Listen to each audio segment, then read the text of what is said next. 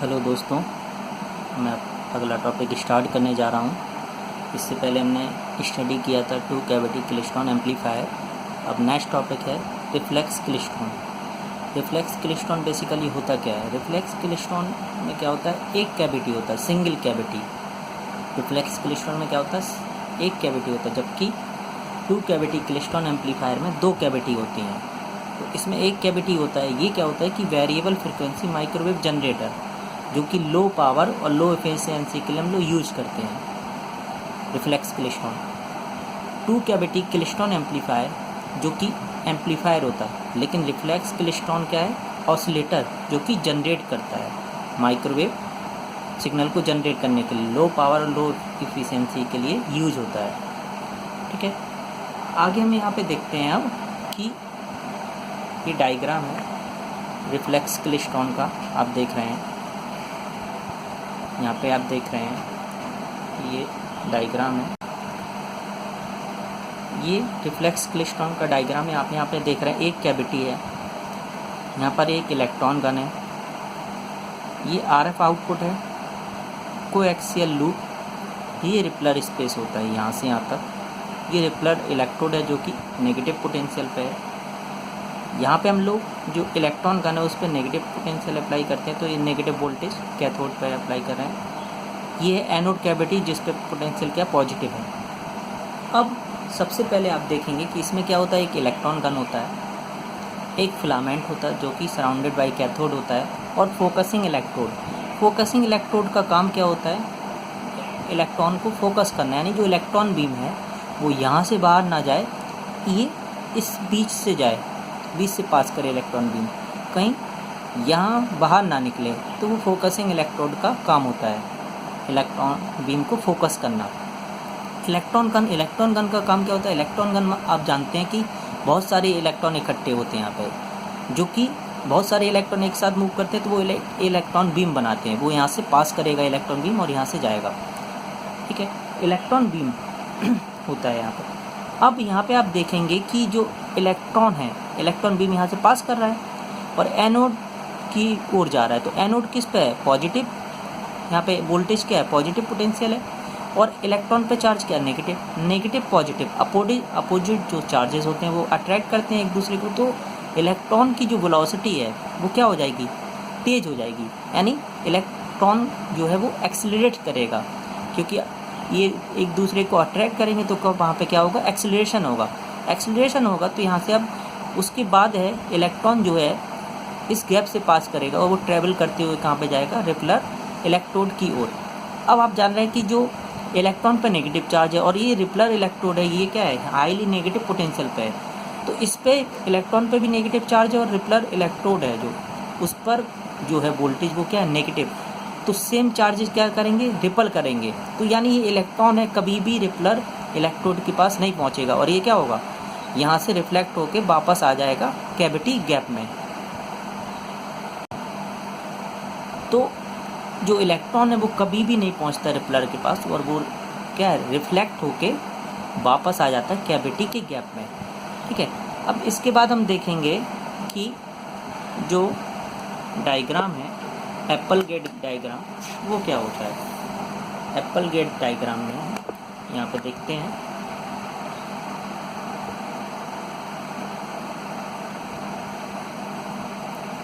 ये है Apple gate diagram, आप देख रहे हैं। ठीक है, एप्पल गेट डायग्राम, इसमें क्या होता है, देखिए एप्पल गेट डायग्राम में क्या होता है, आप देख रहे हैं कि एप्पल गेट डायग्राम है, ये रिपलर स्पेस है, ये पोजीशन ऑफ गैप, ये गैप की पोजीशन, ये टाइम एक्सिस है और ये रिपलर स्पेस, ये वोल्टेज है अक्रॉस द गैप जो हम अप्लाई कर रहे हैं, और ये टाइम एक्सिस है, ये हमने वोल्टेज जो अप्लाई किया है गैप के अक्रॉस है।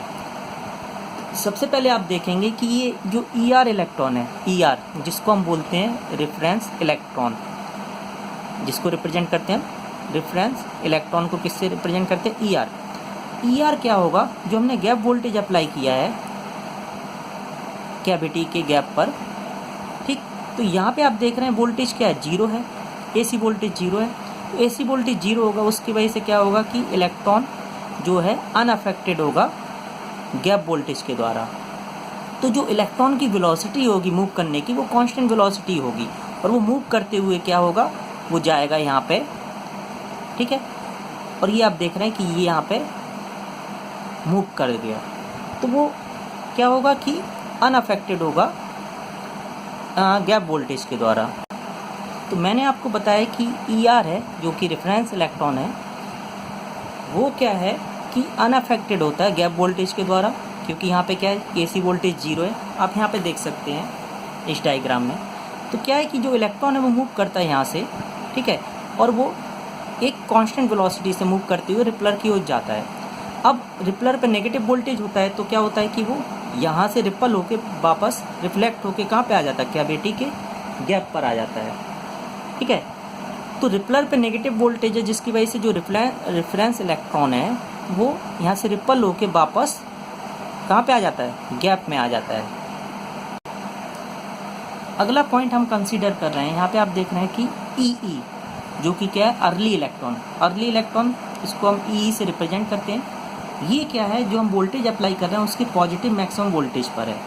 तो क्या होगा कि इलेक्ट्रॉन पर जो चार्ज है नेगेटिव है, यहाँ वोल्टेज पॉजिटिव है, तो अपोजिट चार्जेस अट्रैक्ट करेंगे तो क्या होगा, एक्सीलरेशन होगा। इसलिए जो E जो अर्ली इलेक्ट्रॉन है उसकी वेलोसिटी क्या होगी, ज़्यादा होगी, तो वो क्या करेगा कि तेज़ी से मूव करेगा। तो अर्ली इलेक्ट्रॉन की जो वेलोसिटी है वो क्या होगी, ज़्यादा होगी, जिससे वो तेज़ वेलोसिटी से मूव करेगा।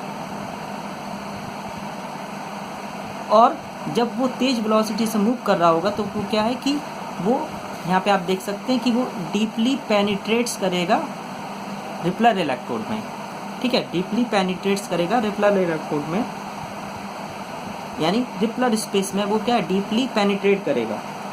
तो जो रिटर्न टाइम होगा अर्ली इलेक्ट्रॉन के लिए वो क्या होगा, ज़्यादा होगा रेफरेंस इलेक्ट्रॉन के से, यानी जो अर्ली इलेक्ट्रॉन के लिए जो आपका अर्ली इलेक्ट्रॉन के लिए जो हम कह रहे हैं रिटर्न टाइम है वो ज़्यादा होगा। किससे ज़्यादा होगा, रेफरेंस इलेक्ट्रॉन से, क्योंकि जो अर्ली इलेक्ट्रॉन है वो तेज़ वेलोसिटी से मूव कर रहा है। तेज़ वेलोसिटी से मूव करेगा तो क्या होगा, वो आपका क्या है कि रिपलर स्पेस यानी उसके बहुत ही नज़दीक जाएगा, रिपलर इलेक्ट्रोड के बहुत करीब जाएगा, और फिर वहाँ से क्या होगा, तो वो जब ज़्यादा पास चला जाएगा तो क्या है, वो जो वापस आएगा तो उसको क्या लगेगा, ज़्यादा टाइम लगेगा आपका रेफरेंस इलेक्ट्रॉन से, ठीक है। तो हम जो बात कर रहे हैं कि जो इसके लिए रिटर्न टाइम ज़्यादा होगा रेफरेंस इलेक्ट्रॉन से, क्योंकि जो डेप्थ ऑफ पेनिट्रेशन है वो ज़्यादा है अर्ली इलेक्ट्रॉन के लिए, ठीक है। तो जो डेप्थ ऑफ पेनिट्रेशन है रिपलर स्पेस में वो अर्ली इलेक्ट्रॉन के लिए क्या है, ज़्यादा है। तो क्या होगा कि अर्ली इलेक्ट्रॉन और रेफरेंस इलेक्ट्रॉन दोनों ही मूव करेंगे आपके क्या है, वापस जब रिफ्लेक्ट होके आएंगे तो वो सेम इंस्टेंट टाइम पर कैविटी में आ जाएंगे।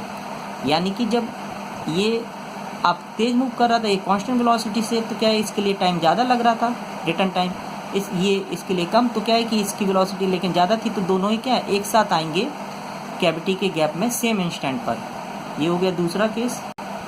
तीसरे केस में हम क्या देखते हैं कि लेट इलेक्ट्रॉन है जिसको रिप्रेजेंट करते हैं हम EL से। तो यहाँ पे आप देख रहे हैं लेट इलेक्ट्रॉन वो कहाँ पे होता है, जो हम वोल्टेज अप्लाई कर रहे हैं उसकी मैक्सिमम नेगेटिव वोल्टेज पर होता है लेट इलेक्ट्रॉन। तो जो यहाँ पे इलेक्ट्रॉन है वो मूव करता है क्या है, लेस वेलोसिटी से, क्योंकि यहाँ पे इलेक्ट्रॉन पर चार्ज नेगेटिव है, वोल्टेज भी नेगेटिव है, दोनों को एक दूसरे को क्या करेंगे, रिपल करेंगे। रिपल होगा तो डी एक्सीलरेशन होगा तो इसकी वेलोसिटी क्या हो जाएगी, कम हो जाएगी। तो ये क्या है, पेनिट्रेट्स करेगा लेस इन द रिपलर स्पेस में क्या है, लेस पेनिट्रेट करेगा, ठीक है। तो जो रिटर्न टाइम होगा लेट इलेक्ट्रॉन के लिए वो क्या होगा, लेस देन होगा रेफरेंस इलेक्ट्रॉन से, क्योंकि जो डेप्थ ऑफ पेनिट्रेशन है लेट इलेक्ट्रॉन के लिए रिपलर स्पेस में वो लेस है, ठीक है। तो यहाँ पे जो रिटर्न टाइम है लेट इलेक्ट्रॉन के लिए वो क्या होगा, कम होगा रेफरेंस इलेक्ट्रॉन से, क्योंकि जो डेप्थ ऑफ पेनिट्रेशन है रिपलर स्पेस में वो लेस है लेट इलेक्ट्रॉन के लिए। तो इसलिए जब लेट इलेक्ट्रॉन और रेफरेंस इलेक्ट्रॉन जो कि क्या है, वापस आएंगे कैविटी गैप में, तो वो सेम इंस्टेंट पे आएंगे।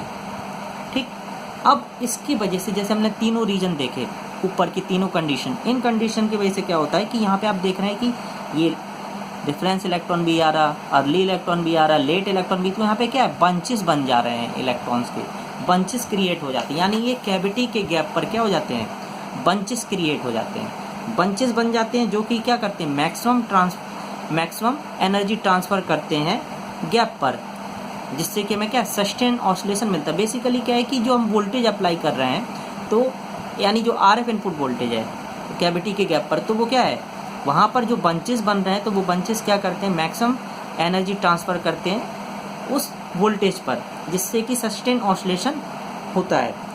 सस्टेन ऑसिलेशन के लिए क्या होता है कि जैसे हम ट्रांजिट टाइम जानते हैं, ट्रांजिट टाइम क्या होता है कि जो टाइम ले रहा है इलेक्ट्रॉन ट्रैवल करने में रिपलर स्पेस और वापस, जैसे हम यहाँ पे देख सकते हैं कि जो इलेक्ट्रॉन के द्वारा टाइम लग रहा है रिपलर स्पेस में जाने में और वापस कैविटी में आने में, तो यहाँ से ये टाइम लगा यहाँ जाने में रिपलर स्पेस और वापस बैक टू आया गैप में, इसको हम क्या बोलते हैं, ट्रांजिट टाइम। ठीक है, तो ये जो है ट्रांजिट टाइम, वो क्या है, ऑप्टिमम वैल्यू होनी चाहिए, must have an optimum value. ठीक, तो इन जनरल हम बात करते हैं, तो जनरली क्या होता है कि जो ऑप्टिमम ट्रांजिट टाइम होता है वो होना चाहिए t इक्वल टू n+3/4। यहाँ पे n क्या है, इंटीजर। ठीक है, तो जैसे एग्जांपल n इक्वल टू 1, तो 1 + 3/4 ऑफ दी साइकिल, n की वैल्यू 2 प्लस या 2 + 3/4 ऑफ साइकिल या 3 + 3/4 ऑफ साइकिल etc, ये कंडीशन होगी। ठीक है, तो ये जो है t इक्वल टू मैंने आपको बताया है n+3/4, यहाँ पे n इंटीजर है, ये डिपेंड्स करता है रिपलर और एनोड वोल्टेज पर।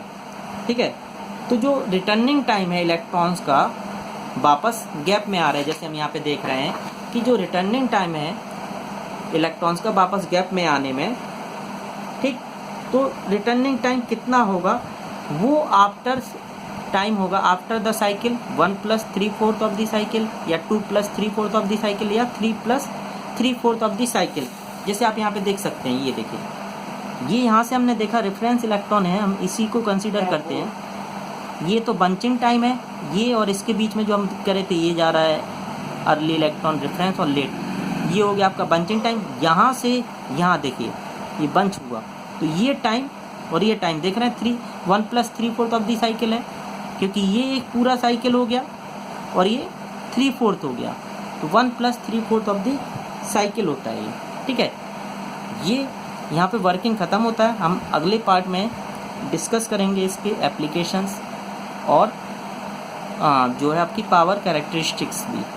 ठीक है, थैंक यू दोस्तों।